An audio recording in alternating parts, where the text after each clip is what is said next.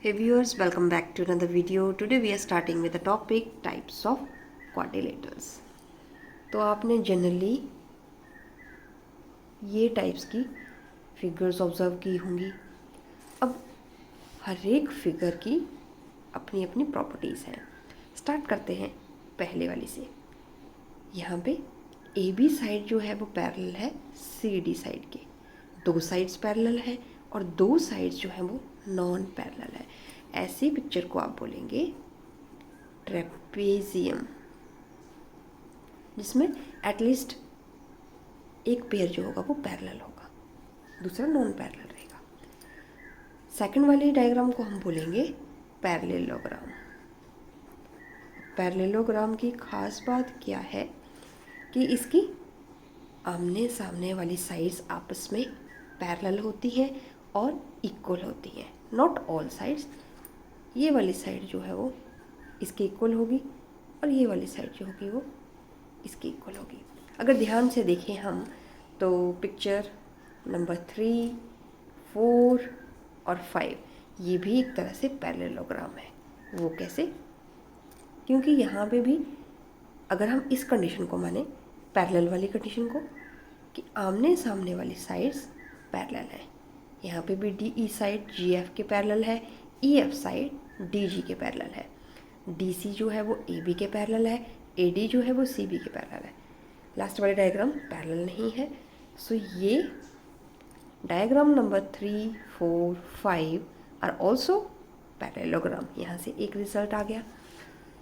Next diagram number 3, यहाँ पे एक एंगल जो है वो राइट एंगल है. अब जाहिर सी बात है, एक एंगल राइट एंगल है तो ये वाला भी राइट एंगल होगा. और वो क्यों? क्योंकि एक interior angles of the transversal are also making a linear pair. 180 degree का सम करते हैं, वो सप्लीमेंट्री होते हैं. तो ये एंगल एम है तो ये भी क्या होगा? 90 का होगा. तो ऑल एंगल्स आर 90 डिग्री. यहाँ पे एम एन साइड जो है वो एस आर साइड के बराबर है और आर एन साइड जो है वो एस एम साइड के बराबर है. इसे ये कॉमनली नोन डायग्राम है जिसे हम जानते हैं नाम से rectangle. Next diagram is little bit different from the diagram number 2 which is of parallelogram. Here we call picture number 4 as rhombus. और इसकी खास बात क्या है? पैरेलल साइड्स तो हैं ही हैं बट सारी साइड्स आपस में क्या होंगी?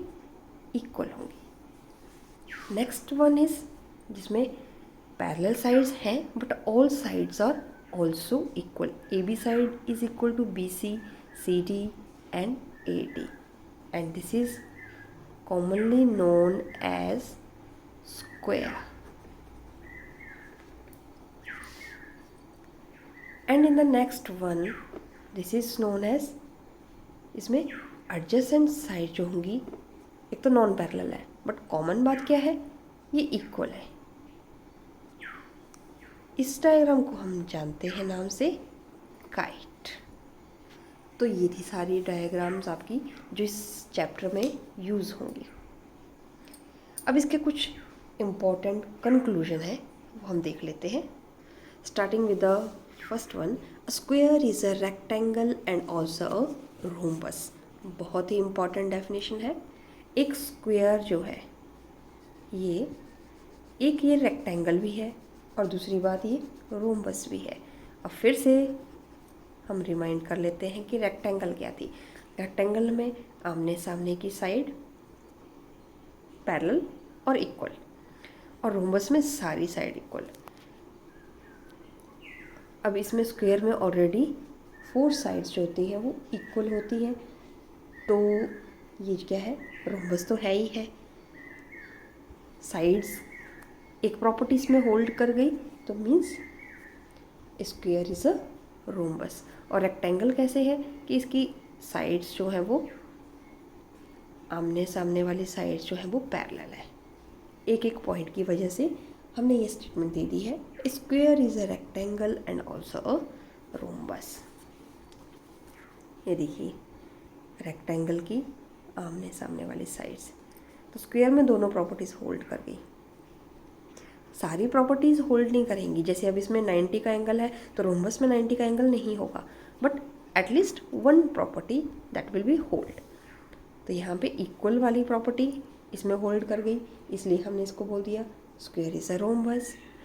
और यहाँ पे ये जो आमने सामने वाले साइड्स पैरेलल है और इक्वल है अपोजिट साइड्स, उसकी वजह से हमने ये कंक्लूजन निकाल दिया। अब चलते हैं नेक्स्ट स्टेटमेंट पे। A parallelogram is a trapezium. Parallelogram जो है वो ट्रेपीजियम है। ट्रेपीजियम की एक प्रॉपर्टी देखी थी हमने कि at least one pair of the sides should be parallel. Parallelogram में क्या है, पैरेलल है, तो पैरेललोग्राम जो है वो ट्रेपीजियम है।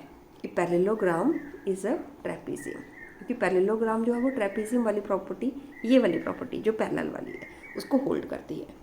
सो इसी के बेस पे स्टेटमेंट आती है कि every parallelogram is a trapezium. हर पैरेललोग्राम जो है वो ट्रेपीजियम है। हाँ जी, इसमें क्या होती है, जैसे पी क्यू साइड जो है वो एस आर के पैरेलल है, यहाँ पे A B side D C के पैरेलल है, तो एक प्रॉपर्टी ये होल्ड हो गई। बट अगर इस स्टेटमेंट को हम उल्टा करके देखें, every trapezium is a parallelogram, her trapezium जो है वो पैरेललोग्राम है, बट इसके लिए ये प्रॉपर्टी होल्ड नहीं करेगी, क्योंकि ट्रेपीजियम में पैरेलल साइड्स के साथ साथ आपको नॉन पैरेलल साइड्स भी मिलती हैं। तो रिवर्स करेंगे स्टेटमेंट को कि every trapezium is a parallelogram, that is false. But इसकी direct statement that every parallelogram is a trapezium, हर पैरेललोग्राम जो है वो ट्रेपीजियम है, इसमें पैरेलल साइड्स है, तो that is true. Next statement आती है आपके पास, a kite is a not parallelogram. अब ये है आपकी काइट, इसमें एडजेसेंट साइड्स जो होती हैं वो इक्वल होती है, पैरेलल साइड्स तो है ही नहीं, तो kite is not a parallelogram. और नेक्स्ट स्टेटमेंट देखिए वही है, trapezium is not a parallelogram. Trapezium जो है वो पैरेललोग्राम नहीं है, बट पैरेललोग्राम जो है वो ट्रेपीजियम है। ये ऊपर वाली स्टेटमेंट, पैरेललोग्राम जो है वो ट्रेपीजियम है, बट ट्रेपीजियम जो है वो पैरेललोग्राम नहीं है। रेक्टेंगल और a rhombus is not a square. पहली स्टेटमेंट कि स्क्वायर जो है वो रेक्टेंगल भी है और रोम्बस भी है, वो तो ट्रू है अगर हम डायरेक्ट स्टेटमेंट देखें, बट अपोजिट स्टेटमेंट कि रेक्टेंगल और रोम्बस वो स्क्वायर है, वो नहीं। क्यों? क्योंकि सारी साइड्स तो इक्वल होनी चाहिए, बट एंगल भी तो चाहिए आपको 90 डिग्री। ठीक है, अब रेक्टेंगल में एंगल तो 90 डिग्री है, बट सारी साइड्स इक्वल नहीं है। रोम्बस में सारी साइड्स इक्वल है, बट एंगल तो 90 डिग्री नहीं है। तो दिस स्टेटमेंट, अ रेक्टेंगल और a rhombus is not a square. MCQs में 1 नंबर का क्वेश्चन यहाँ से बन सकता है। आज के लिए इतना ही। थैंक्स फॉर वॉचिंग, मिलते हैं नेक्स्ट वीडियो में।